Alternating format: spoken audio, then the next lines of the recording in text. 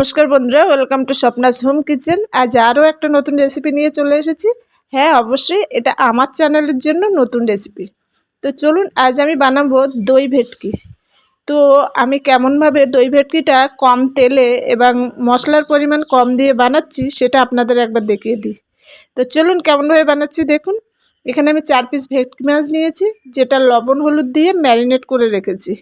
তার সাথে ঘরে পাতা ফ্রেশ টক দই 3 চামচের মতো নিয়েছি।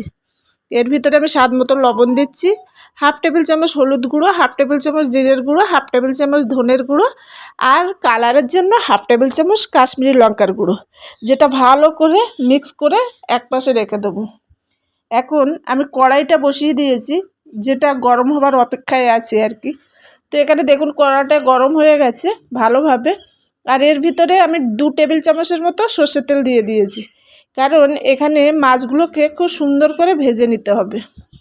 ভেটকি মাছ যেহেতু একটু নরম হয়, তো ভেটকি মাছ ভাজার সময় একটু সবসময় কিন্তু সাবধানেই ভাজতে হয়।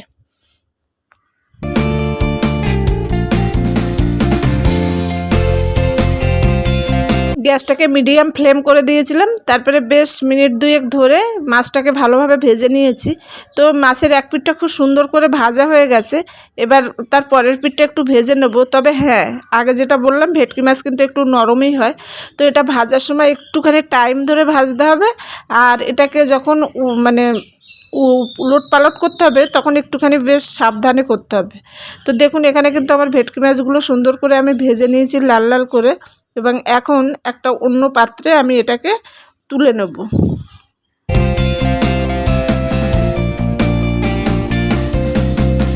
এখানে আরও আমি 1.5 টেবিল চামচের মতো সর্ষের তেল দিয়ে দিলাম এর ভিতরে। দিয়ে এখন ফোড়নে আমি গোটা গরম মশলা দিচ্ছি, একটা তেজপাতা 2 টুকরো করে দিয়ে দিলাম, আর তার সাথে সাথে সাদা জিরে দেবো। তো এটা দেখুন ফোড়নটা বেশ সুন্দরভাবে যখন ভাজা ভাজা হয়ে যাবে, এর একটা সুন্দর যখন ফ্লেভার বেরোবে, তখন কিন্তু এর ভিতরে আমি 1 টেবিল চামচের মতো পেঁয়াজ বাটা দিয়ে দিচ্ছি। একটা ছোট সাইজের হাফ পেঁয়াজ আমি বেটে দিয়ে দিচ্ছি। এখন এই পেঁয়াজটাকে কিন্তু একটু লো ফ্লেমে খুব সুন্দর করে ভাজা ভাজা করে নিয়েছি। এর ভিতরে এখন আমি হাফ টেবিল চামচের মতো রসুন বাটা, হাফ টেবিল চামচের মতো আদা, আর স্বাদ অনুযায়ী লঙ্কাটা যে যেমন খাবে সে তেমনই দেবে। এটা আমি কাঁচা লঙ্কা দিয়ে আজকে বানাচ্ছি, তো আমি কাঁচা লঙ্কা বাটা দিয়ে দিলাম। দিয়ে এই মশলাটা কিছুক্ষণ নেড়ে চেড়ে খুব সুন্দর করে একটু কষিয়ে নেবার পরে দইয়ের সাথে যে মশলাগুলোকে আমি মিক্স করে রেখেছিলাম, সেই দইয়ের মিশ্রণটা আমি এর ভিতরে দিয়ে দিলাম। দিয়ে এটাকে কিন্তু ভালো করে নাড়তে হবে, কারণ এর ভিতরে দই দেওয়া আছে। যদি ভালোভাবে না নাড়া হয় তাহলে ফেটে যেতে পারে। তো যাই হোক, আমি এর ভিতরে এখন দইয়ের পাত্রটা ধুয়ে একটু জল দিয়ে দিলাম। দিয়ে এটা কিন্তু আমি একদম লো ফ্লেমে ধীরে ধীরে সুন্দর করে এটাকে আমি কষিয়ে নেব। এটা কষাতে বেশ 2-3 মিনিট টাইম লেগে গেছে। তো দেখুন এখানে কিন্তু বেশ ভালোভাবে কষে গেছে। এখন আমি এর ভিতরে একটুখানি চিনি দিয়ে দিলাম, কারণ যেহেতু দই দেওয়া আছে, তো স্বাদ মতো চিনি না দিলে ঠিক স্বাদটা ব্যালেন্স হবে না। তো এখানে চিনি দেওয়ার পরে আমি কিন্তু এর ভিতরে পরিমাণ মতো এখন জল দিয়ে দিচ্ছি। যেহেতু দই ভেটকি খুব একটা পাতলা গ্রেভি হয় না, তাই এখানে বেশি জলও দিলাম না। দিয়ে এটাকে আমি কিন্তু ঢেকে দিলাম। বেশ গ্রেভিটা কিন্তু ফুটে আসলে এর ভিতরে আমি ভাজা ভেটকি মাছগুলো দিয়ে দেব।